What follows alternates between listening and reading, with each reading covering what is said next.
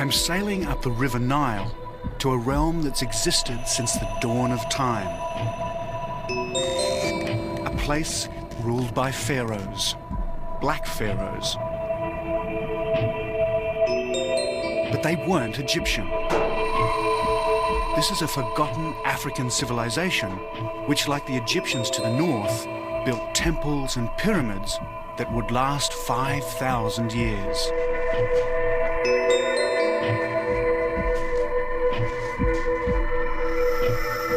So my journey takes me 1,000 miles up the Nile, deep into a desert where temperatures soar to 120 degrees.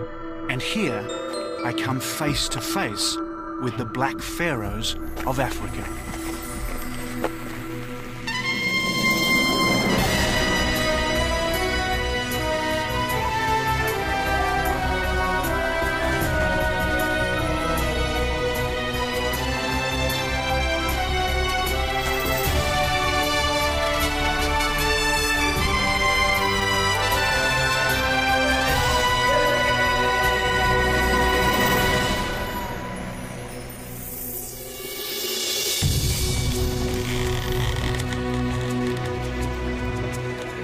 Hello, I'm David Adams, and this is the Sudan. I'm about 2.5 days sailing south of the Egyptian border into what they call the Hidden Quarter. It's the least travelled part of the Great River Nile. From here to Khartoum, Sudan's desert capital, there's 1,000 miles of temples, tombs and fortresses of a culture that once ruled all Egypt herself. As the crow flies, my journey's only 330 miles, but by river, round the great S-bend of the Nile, it's triple that distance, nearer 1,600 kilometres. But first, a little history. Nearly 3,000 years ago, in the 8th century BC, Shabaka, king of Nubia, conquered Egypt. His dynasty was to rule the Egyptian Empire for over a century, the 25th Nubian dynasty.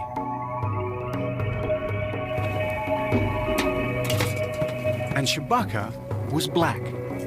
He and his descendants built temples and pyramids and an empire that stretched from Khartoum to Alexandria. It was a civilization that was to span 5,000 years.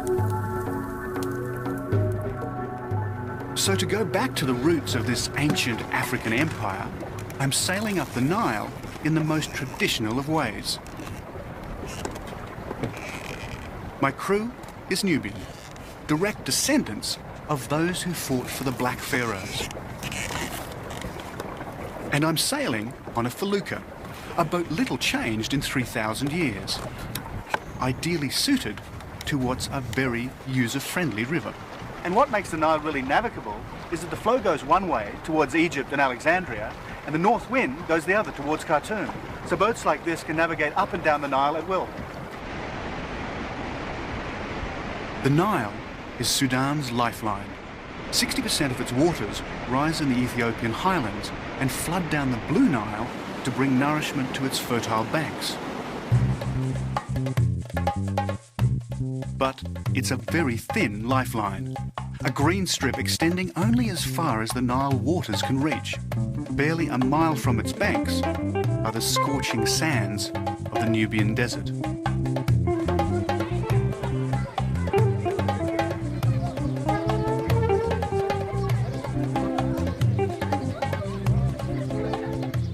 Today, the Nubians of Sudan live in mud villages much as they've done for centuries. And I never knew mud could be made so colourful. These walls have become a canvas on which to paint vivid geometric patterns.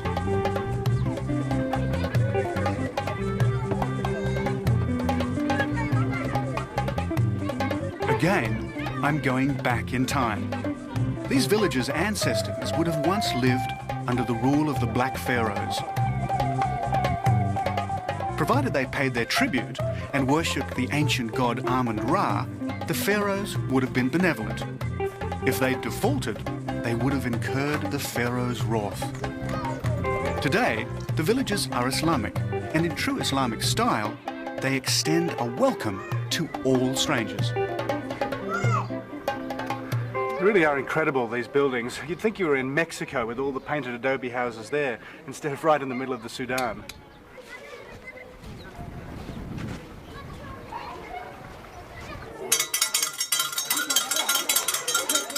School starts early in the Sudan, at 7 a.m. And as Westerners seldom pass this way, the school teacher grabs his opportunity. He wants me to tell his students about my home country, Australia. أشهر المدن في أستراليا مجال سيدني Sydney? Sydney. Yeah, that's where I come from, Sydney. قال وثاني Do they know this one? Yes. This is the, okay, it's got big ears, okay, okay, like that, and a very big tail. Yes.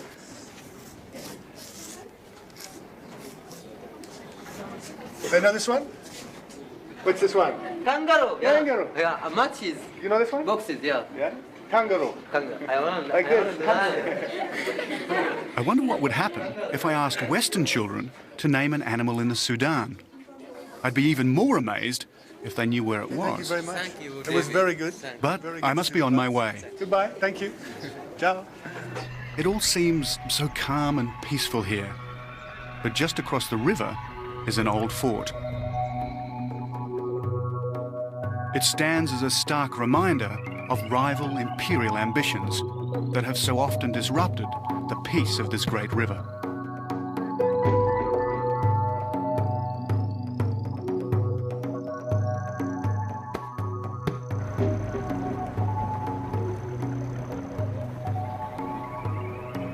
And here's another monument, a temple built by an Egyptian warrior, Amenhotep III, great-great-grandfather of Tutankhamun.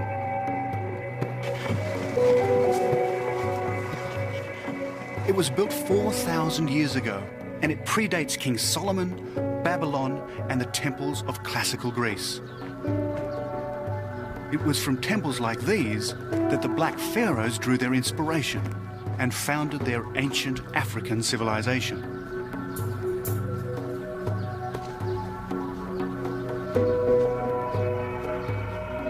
Walking amongst these columns and fallen masonry, you can't help but admire the workmanship.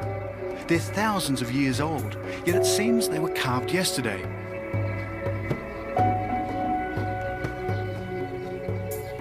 And where are the tourists? If this were a temple in Egypt, it would be crawling with them. But I seem to have it all to myself.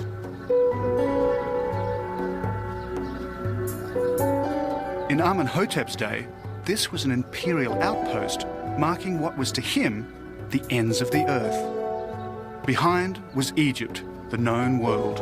Beyond was Black Africa and the Nubian province of Kush.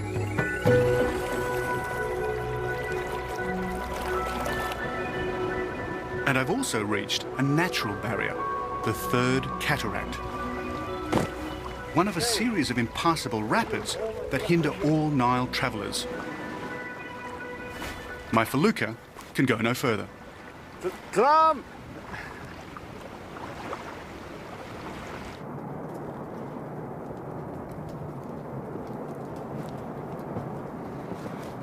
And as if to rub in the point, on the cliff high above the cataract, there is an old inscription warning of danger ahead. This was the original border between ancient Egypt and the Nubian province of Kush. Tomorrow, I join the trail of another warrior whose imperial ambition ran headlong into that of another would-be African pharaoh. I'm about to enter the land of Kush.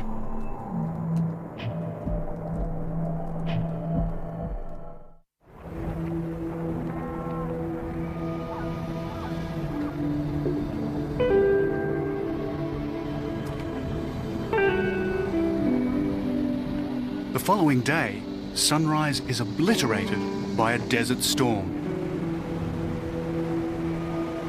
Minute grains of sand and dust get in your eyes and up your nostrils. Sandstorms like this are commonplace in the Sudan and most of North Africa, and they don't make a photographer's life any easier. I'm on the Nile on my way to Dongola, where I hope to catch an old steam ferry. In it, I hope to travel to Karima, round the great S-bend of the Nile.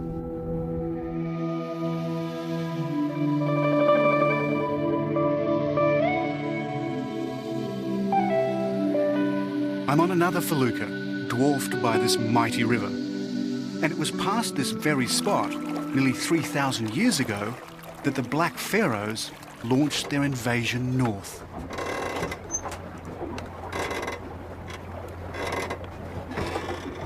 Now wind the clock forward to just over a century ago, and we find that history repeats itself. In 1896, a conquering army also sailed past this very spot, but this one was heading south.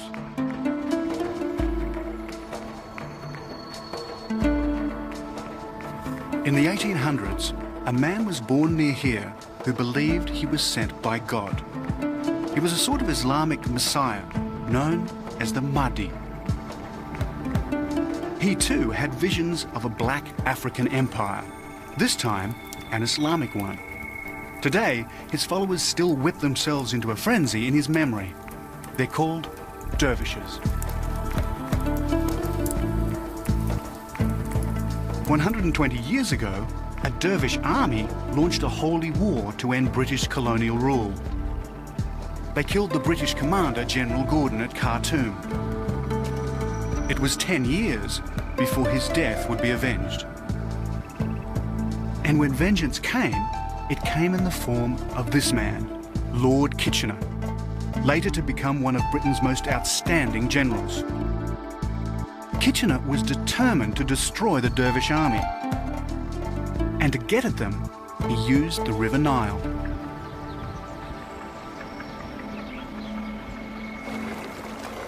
The next morning, we arrive in Dongola. Dongola. Dongola. Fantastic. And it was near Dongola, in 1896, that Kitchener's army first came under fire from the dervish forces. He quickly defeated them with superior firepower.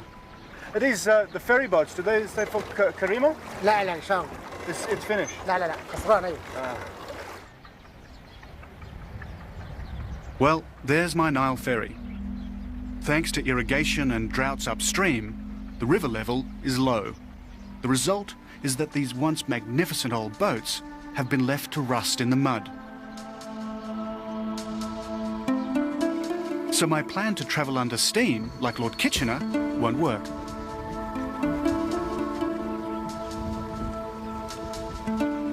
It's a riverboat graveyard. This is all that's left of a riverboat culture that grew up along the Nile. It was based on British imperial power, but it was romantic just the same.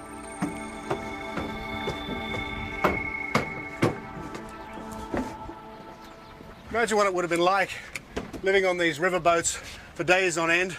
Really like Agatha Christie in Death on the Nile. First-class passengers would have been reclining in these lovely little cabins, drinking their gin and tonics, while the Sudanese all rode down below. It's still about 500 miles down to Khartoum, and it would have been quite a long trip, but in a boat like this, in those days, would have been wonderfully luxurious.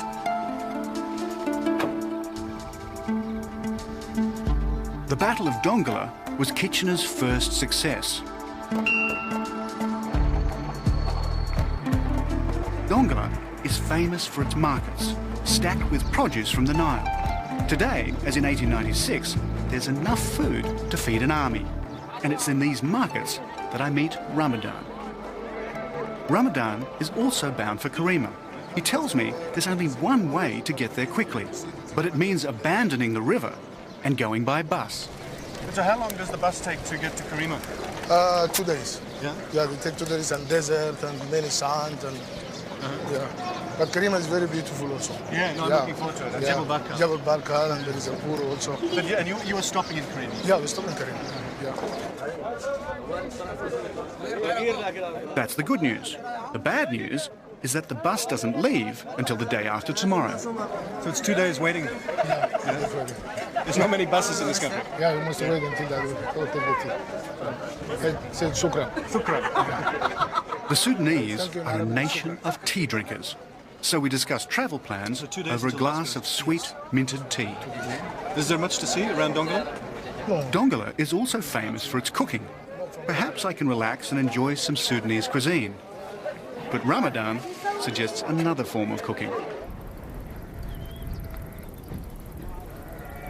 You may think that being buried 30 kilometres out in the desert is some sort of Sudanese torture.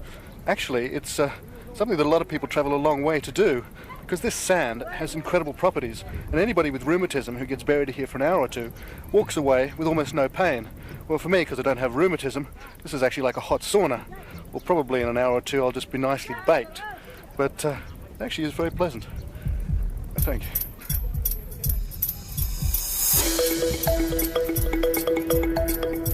Ramadan, could you grab my hat? I'm going to fry out here. Thanks, mate. How long do I have to stay out here? What do you want? 2 hours, 3 hours? No problem. I think I'll be cooked like a turkey. It reminds me of an ancient funereal custom of the Black Pharaohs. When a pharaoh died, he expected all his wives, courtiers, guards and palace staff to be buried with him, alive.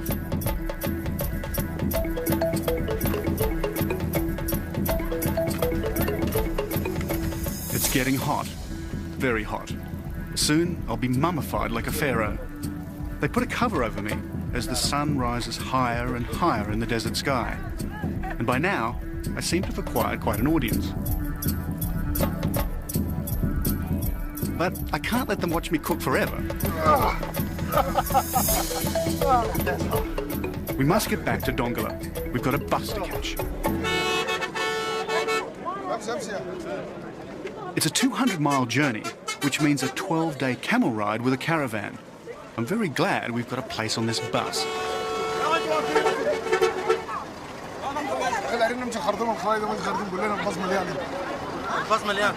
The bus is full. Let's go and take. Yeah, okay, that's fine. Let's go there. There's no room inside, which means we have to sit up on the roof. Not to worry. Up here, it's a dress circle view.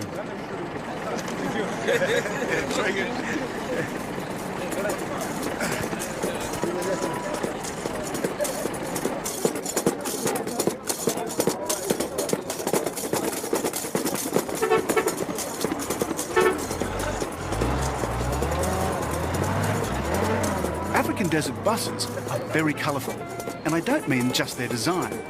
And you've got to love that horn.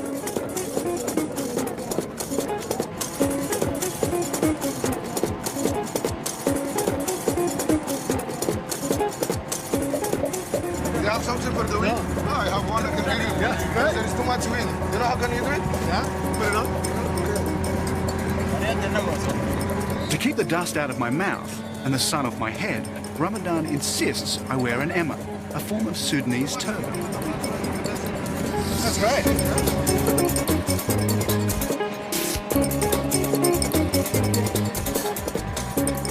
As we hurtle deeper into the desert, my mind goes back to Kitchener's army just over a century ago.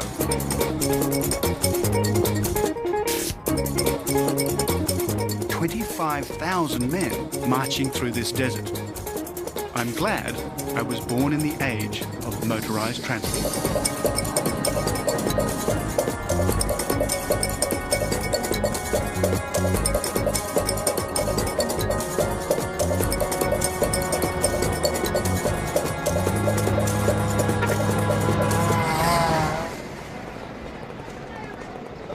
Two days later, dusty and tired, we arrive in the town of Karima. And before we say our goodbyes, Ramadan helps me to find a hotel. So this is the only guest house in town, huh? Yes, this is. Oh, that's fine.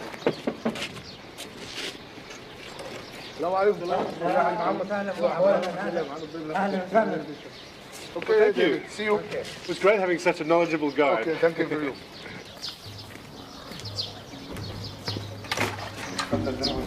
Thank you.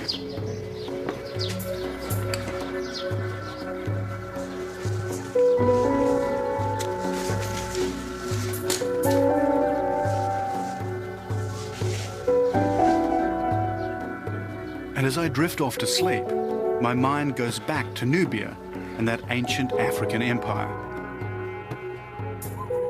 I'm about to enter a land of pyramids and temples built by the Black Pharaohs thousands of years ago.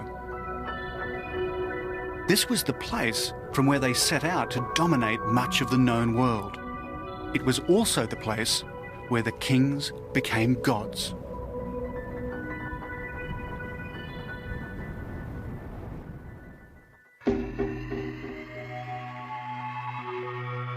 At first sight, Karima is just another North African desert town on the banks of the River Nile. But it was once an imperial city that used to rule the Sudan and Egypt far beyond.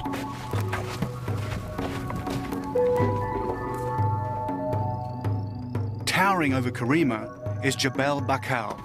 At its foot, temples and burial grounds dating back to the days of the Black Pharaohs.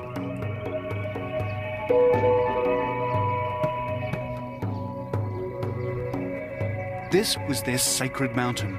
It was from here that they drew their royal power. And it was from here, nearly 3,000 years ago, that they launched their conquest of Egypt and beyond. In ancient times, this was the centre of a belief system that linked gods and kings. It was here they believed heaven and earth were joined. Well, this is the seat of the gods. This is where Amun-Ra, the great god of the Kush and the Egyptians, was worshipped. And from this pinnacle, there was a huge plaque of gold that shone out into the desert and declared to everybody that this was the centre of Amun-Ra and the worship of their great god. And why wouldn't they think this place was sacred? It was the highest point in their firmament. From here, they could survey their capital, much of their kingdom, and its life-giving artery, the River Nile.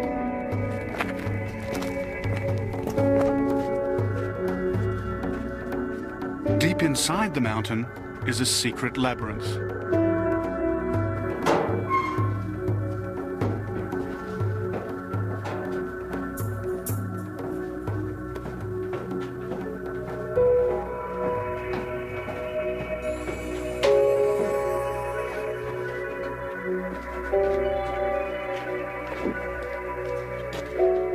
On the walls are inscriptions that have survived nearly 3 millennia, their colours perfectly preserved in the dry desert air.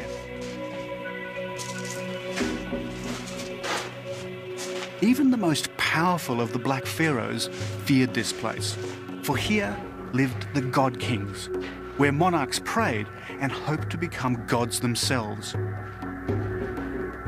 It was their belief in Amun-Ra that inspired their holy war to conquer Egypt.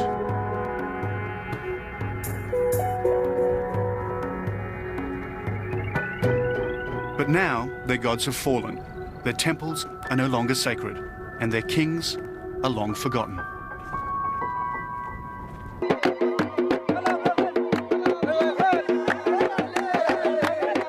Back in town, there's an event on, a wedding. And weddings are the ultimate in Sudanese hospitality. The whole town celebrates. I'm in town, so automatically I'm expected to attend. It would be rude not to.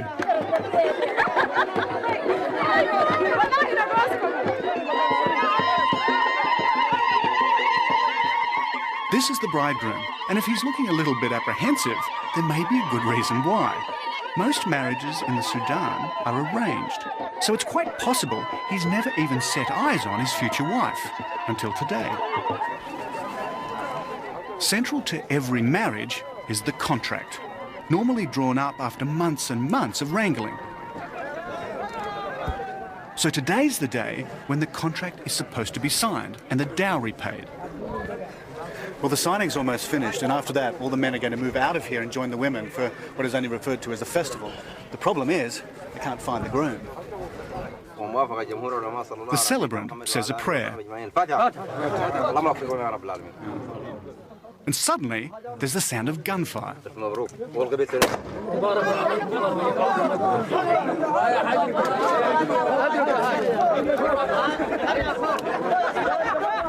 A shot is supposed to signal the end of prayers. and then there's another shot for the signing of the contract.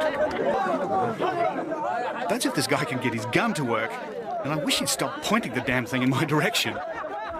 I half wonder if this is the origin of the phrase shotgun wedding, but events have overtaken him. They found the bridegroom, but he's about to leave.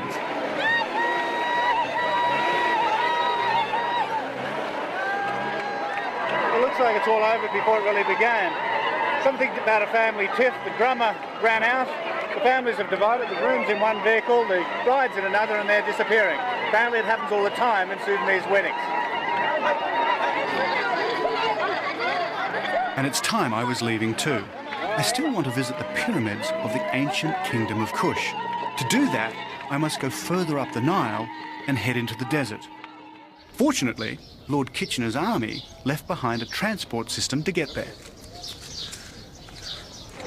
Salam. Karima Station looks as if it were built for an English country town, but there's not much English spoken here.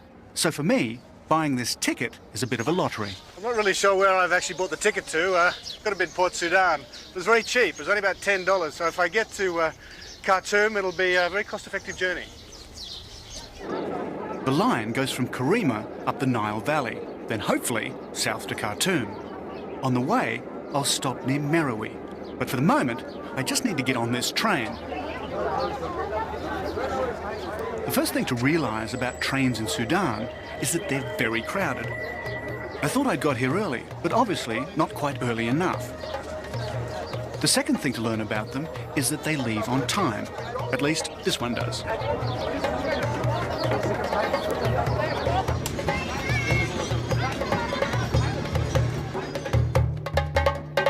As we leave Karima, we travel through the thin green line, the narrow ribbon of fertility that owes its existence to the Nile.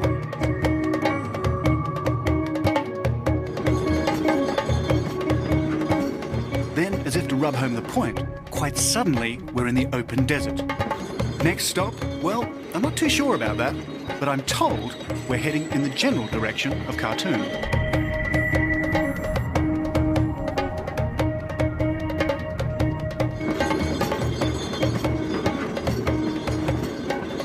Travelling on these trains, I think it's a lot like India.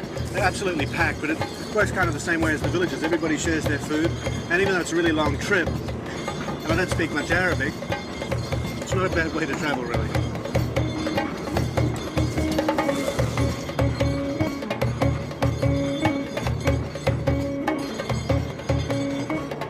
That's if you don't mind sitting on the floor, but I'm too tired to worry. Soon the lurching motion sends me to sleep as we head out across a sandy sea of nothingness. But as I was to find out, getting on the train is the easy bit. As I approach the ancient pyramids of the Black Pharaohs, getting off turns out to be a leap into the unknown.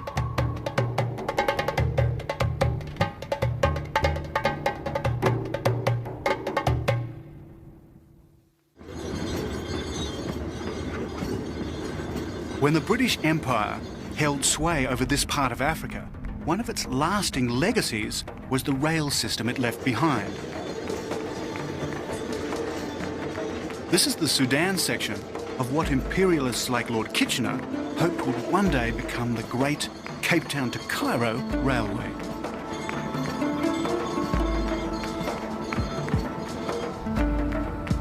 I've now done some 500 miles of my journey as I head towards Khartoum, and I'm hoping to get off this train near the ancient pyramids of Merowe. But I see no station, and this train shows no sign of stopping or even slowing. It really only leaves me one option.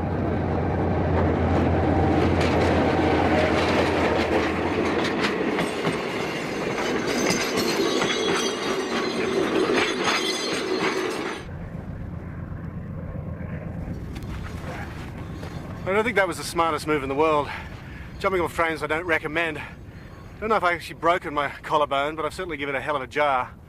So we'll just see what happens. But I wouldn't recommend jumping off trains.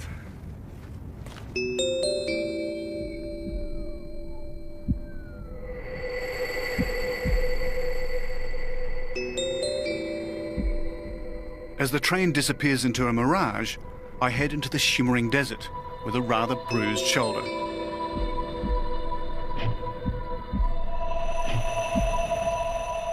On the horizon, my destination, Pyramids of Meroe.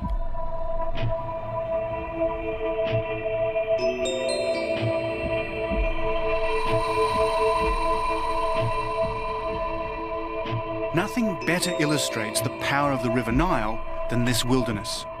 I'm well beyond its irrigating reach in a wasteland ruled only by sun and wind.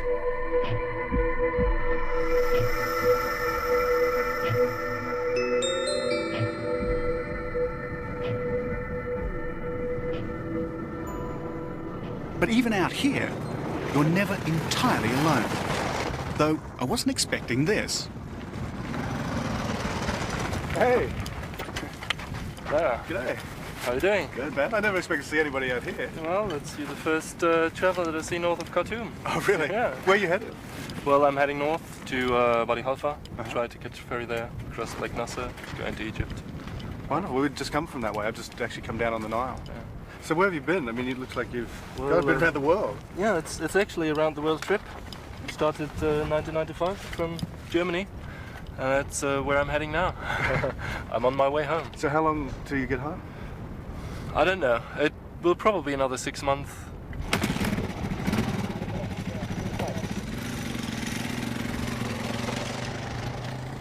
So he heads north, and I continue south. They call these the Forgotten Pyramids. Because of a Western obsession with Egypt, the Sudan is not on the tourist trail. So these pyramids are rarely seen by Westerners. And yet there are more pyramids here in the Sudan than there are in Egypt. And out here in the middle of nowhere, I guess this is the closest I'll get to hiring a taxi. Yes. Want to get a camel? Is okay?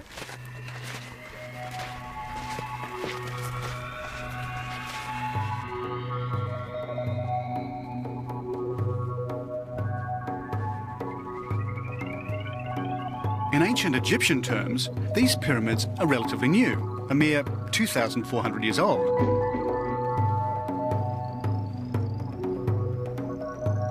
But in terms of Western discovery, they're even newer. They weren't seen at all by outsiders until the middle of the 19th century.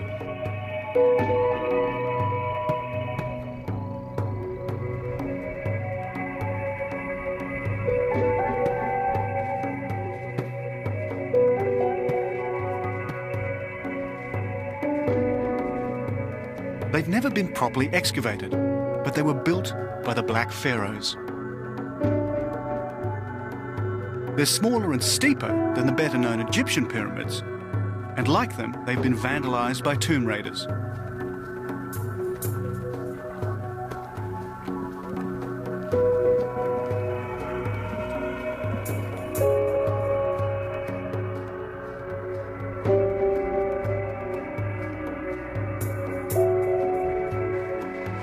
They tell me that 19 kings are buried here, along with 53 queens, countless slaves, attendants, dogs, horses and other animals. And buried with them was gold and precious stones.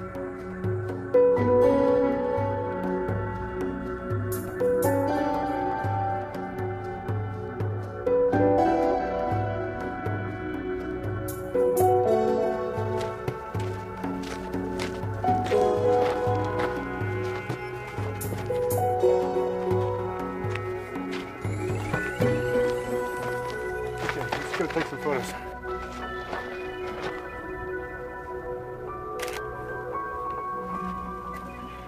I guess you'd have to say that this would rate as one of the wonders of the world.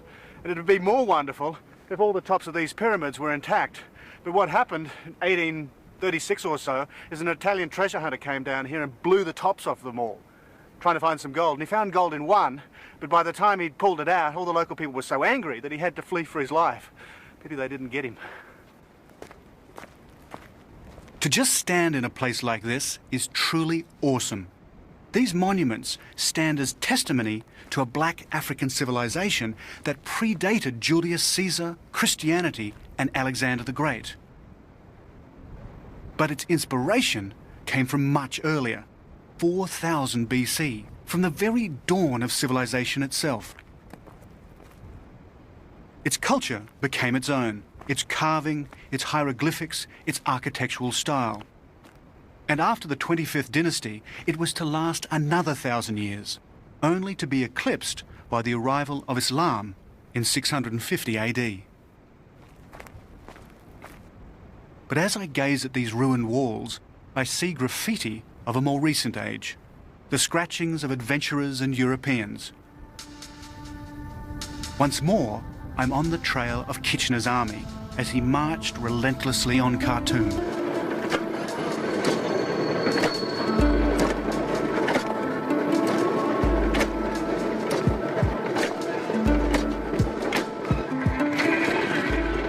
Almost a century ago, he built a military railway to supply his troops. This is part of that line.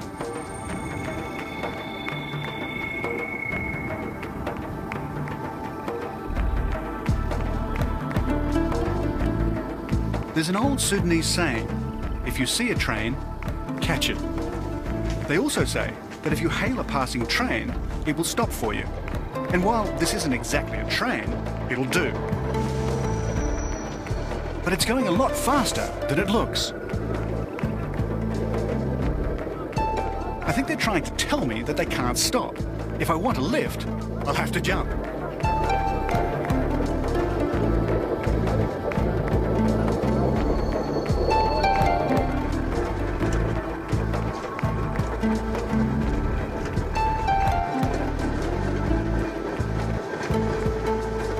A great way to cruise into El Kadab. Here I'm told there's a real Nile steamer that can take me up to Khartoum. It's taken me nearly 3 weeks to get this far. It took Lord Kitchener 2 years, and it was from here that he prepared for the final showdown. Okay, thank you.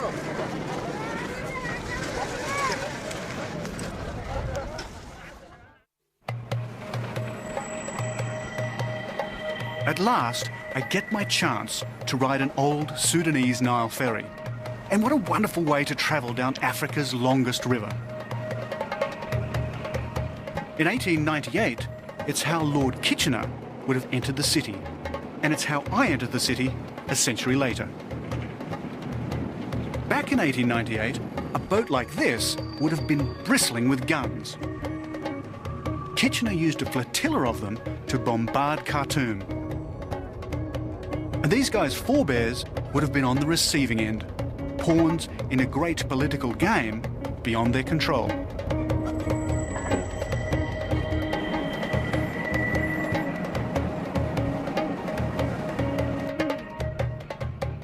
I've now completed nearly 1,000 miles of my Nile travels in the wake of Kitchener's army, and now I'm near journey's end.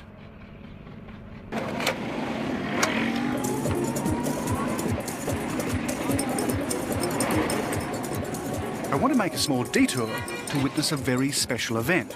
But first, my taxi driver has to fight his way through Khartoum's chaotic traffic.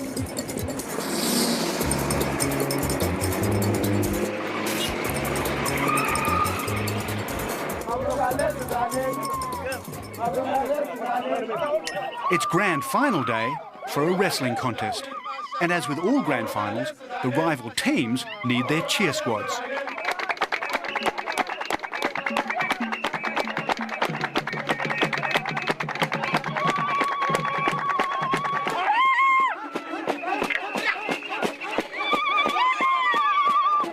These are the legendary Nuba wrestlers.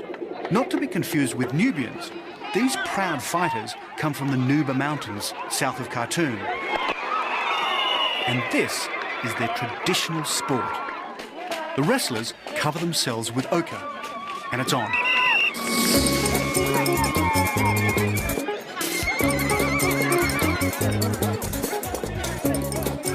The rules are simple. Make your challenge, then try to throw your opponent on the ground. It's an endless cycle of challenge, wrestle, throw. While the cheer squads show no sign of losing voice.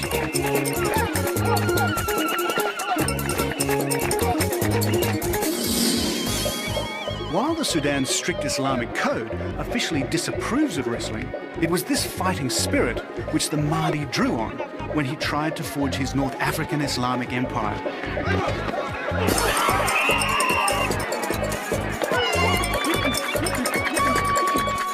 And it was this fighting spirit that took the British by surprise over a century ago. The final showdown came at the Battle of Omdurman.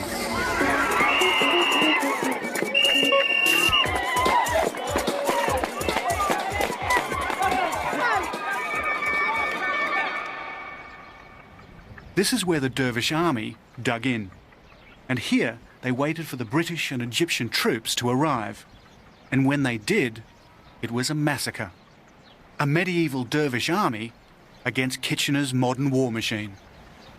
Can you imagine what it would have been like manning these defences for months and months on end while this enormous army advanced from the north?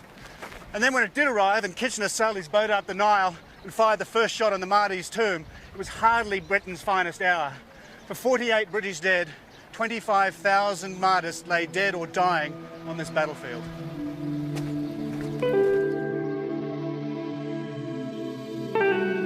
The Battle of Omdurman was a slaughter.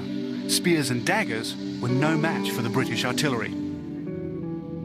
It was at Omdurman that a new weapon would come into its own: the machine gun.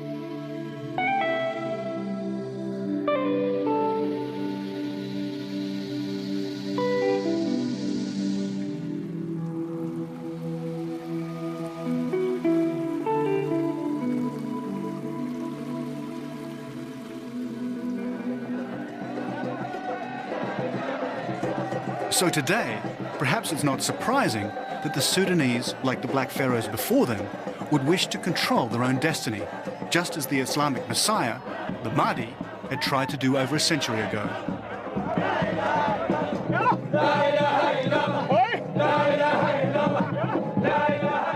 Every Friday at sundown, the descendants of the Dervish army come together. This was how they prepared for battle. Today, it's how they make contact with God.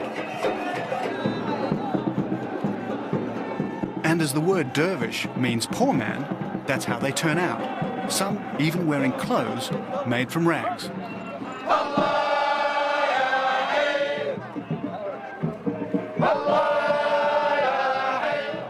For them, this is a transport of the soul, taking them beyond their ordinary lives and giving them a glimpse of the life in the hereafter.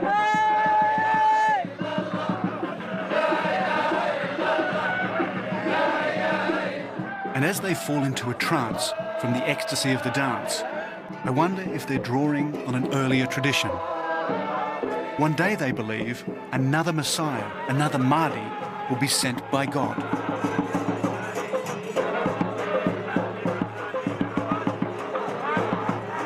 So why such an obsession with their self-determination? Maybe they look back to a time long ago when, under the mysterious Black Pharaohs, the Sudan briefly ruled an empire, which became the envy of the known world. Or maybe, after thousands of years of turmoil, they're sick of being pushed around.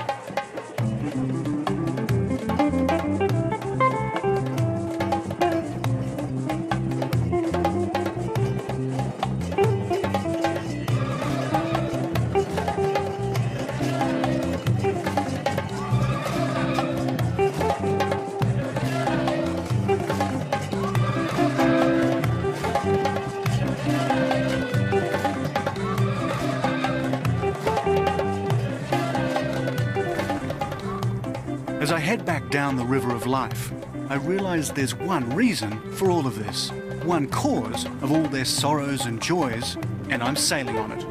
It's the River Nile.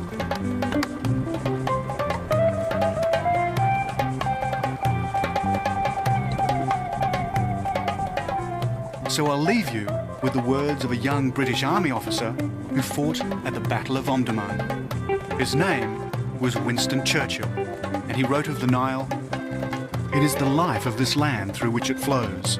Without the river, none would have started. Without it, none would have continued. Without it, none would have ever returned." They say that if you drink from the Nile, you'll return. One day, I shall return on another of my journeys.